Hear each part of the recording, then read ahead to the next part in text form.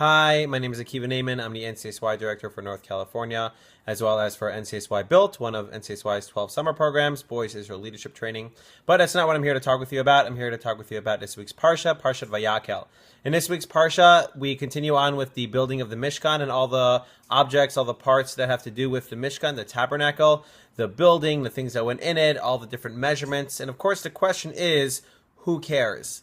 Why does this make a difference to us? Why is this in the Torah? In fact, if you look at, in terms of creation, in terms of creating things in the Torah, if you look at when God made the world, which you'd think would be a bigger deal than creating a little building, it's about one chapter long, one chapter and 3 verses long. It's nothing. And we're talking about creating the world, not just the world, creating the universe.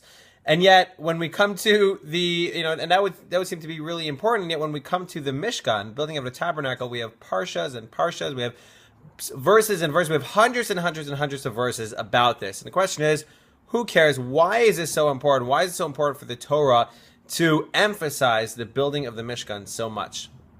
And I was listening to a class recently by Rabbi Jonathan Sachs, and he mentions the following idea. The building of the universe, yes. And the creation of the universe, yes, very, very important. Without it, we wouldn't be here. There would not be iPhones, and there would not be Flappy Bird, and the world just wouldn't be a good place. And it's important.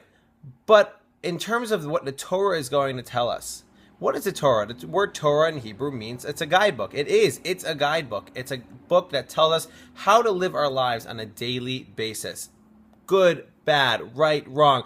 And it also tells us how to make decisions between right and right. Going to college or going for a gap year in Israel are both very good decisions. Question is, which one is good for you? The Torah helps us figure out those decisions.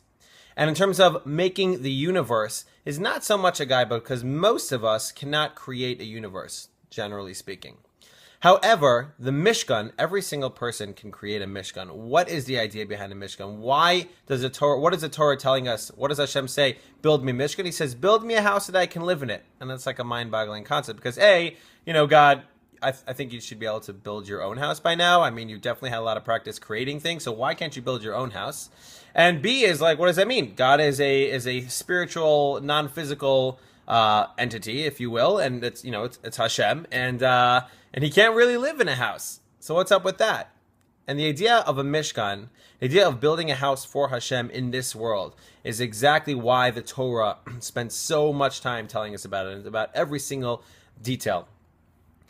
Every single thing that they did in the Mishkan, in the tabernacle, and eventually in the Beit HaMikdash, in the Holy Temple, was pretty mundane. There wasn't anything special about washing your hands in the kior in the Mishkan, or lighting the menorah, or lighting a fire on the mizbeach, or whatever, bringing animals in, etc. There wasn't anything so special about it. It was regular mundane acts.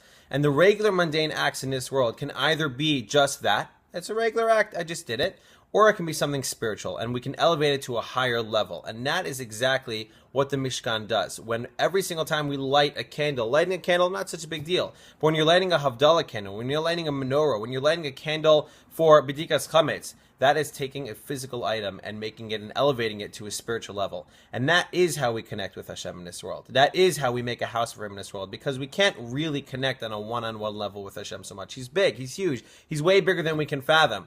But we can connect to his Torah, to his ways, to the ideas that, in the Torah that enable us to elevate our physical and mundane acts to something spiritual, something greater than myself, greater than everything around me, to a spiritual act, to something that helps other people, something that helps myself grow, that helps me connect with my Judaism.